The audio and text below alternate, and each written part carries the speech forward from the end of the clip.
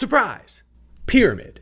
As we await the return of NASCAR Cup Series racing, let's rank the most pleasant surprises of the 2024 season so far.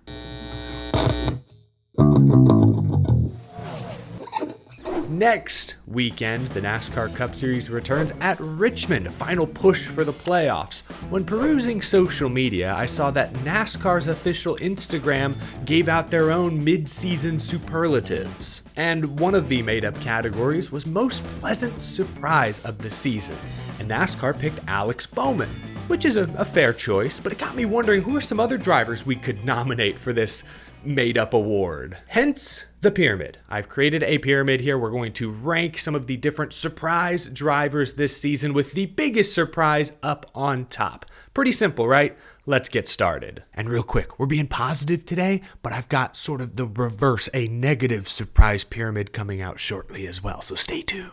My first pleasant surprise this year is Tyler Reddick. Tyler Reddick made the round of 8 last year. I expected him to be good, but I didn't expect a 2311 racing car to be this consistent. I know he's made some mistakes, he's let some wins slip away, but Tyler Reddick is third in the regular season standings, only 15 points away from the regular season championship. He's got more top 10s than anyone this year. He hasn't finished worse than 6th in over a month. Again, we're used to seeing flashes of speed from the 45, but Tyler Reddick and crew chief Billy Scott have brought a steadiness to 2311 racing that we'd never really seen until now. That's why I consider Tyler Reddick a somewhat pleasant surprise so far this year. My next pleasant surprise is Shane Van Gisbergen. We all expected him to be good at the road course races, but 3 wins in 4 starts, that's a pretty solid clip. What I didn't expect, and I don't think anyone expected, was for Shane Van Gisbergen to be the winningest Xfinity Series driver at this point in the season.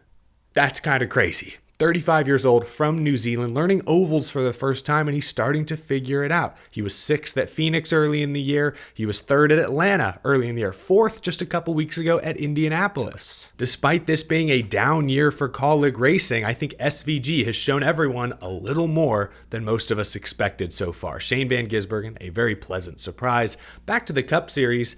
Chase Elliott has been a pleasant surprise. A lot of fans were down on Chase Elliott after last season. Injuries, suspension, winless, missed the playoffs. But I, and some others, were quick to point out that in the races Chase Elliott did run, his average finish was among the best in the series. This year, somehow that average finish has gotten even better. Chase Elliott hasn't finished worse than 21st all season long. That's his only finish outside of the top 20. That's ridiculous. He was able to break through and get that win at Texas, which means he's locked into the playoffs, and he's gone toe-to-toe with Kyle Larson for the regular season championship in recent weeks. Some folks were ready to write Chase Elliott off after last year. Oh, he's the 3rd guy at Hendrick now. I expected him to be good. I didn't expect him to be quite this good this season. Chase Elliott, pleasant surprise. And so is his teammate Alex Bowman. I do agree with NASCAR. Bowman should be on this pyramid somewhere, just maybe not quite towards the top in my opinion. Because while I may have been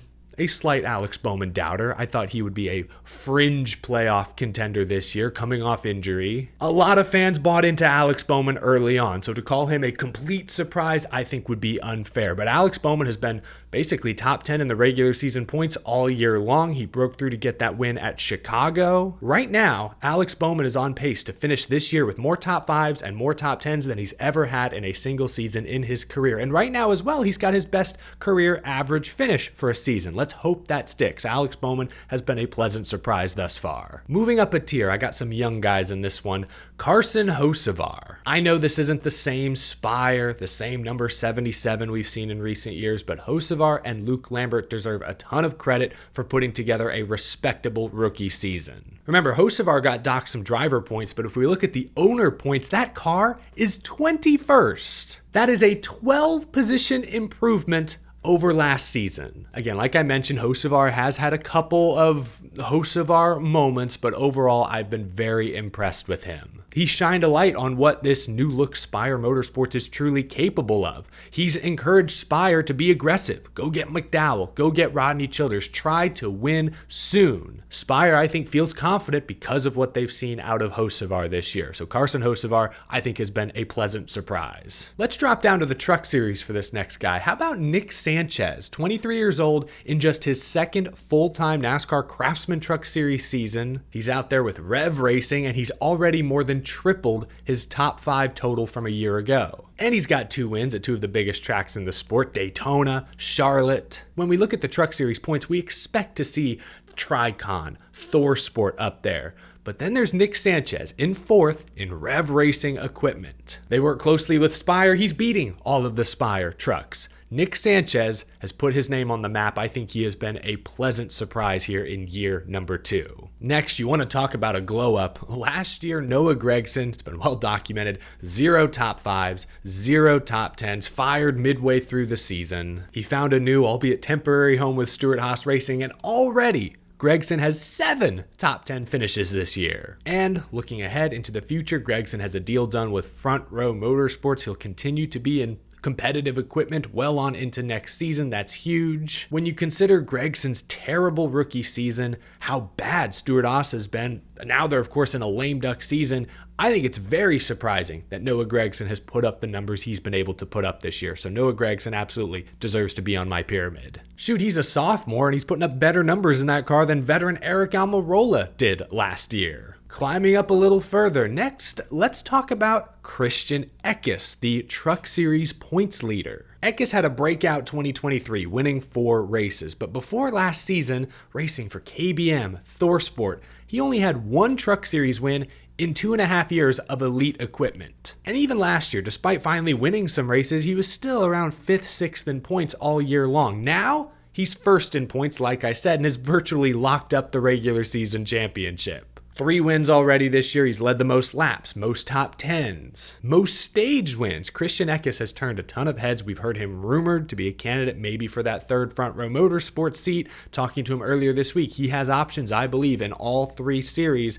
Christian Eckes has been a very pleasant surprise. Last year was not a fluke. He is here. He is the real deal. Ooh, we're nearing the top. Some of y'all might have expected this next guy to be on top, but next I've got Justin Haley. Justin Haley is 29th in the Cup Series points right now, which on its face may not sound great, but when you consider that 51 car has been 34th or worse in points pretty much forever, what Justin Haley has been able to do this year is quite remarkable. And Haley finished 9th at Darlington to give Rick Ware Racing their best ever non-super speedway finish. And that wasn't a fluke. He backed it up a couple weeks later at Gateway with another 9th place finish. Crazy, because just over a year ago, Justin Haley's future was up in the air. Seemed clear that Colleague wasn't going to bring him back. He jumped at this opportunity with Rick Ware. A lot of fans kind of questioned it, grimaced a little. He's taken this opportunity, and this year is turning heads. He's got other teams potentially knocking on his door. He seems loyal to Rick Ware. We'll see what they can build well on into the future. Justin Haley for sure, but at the very top of my pyramid, maybe y'all didn't see this one coming. I think 24-year-old Todd Gilliland has been the most pleasant surprise this season. 3rd-year driver, he's gotten steadily better every single season.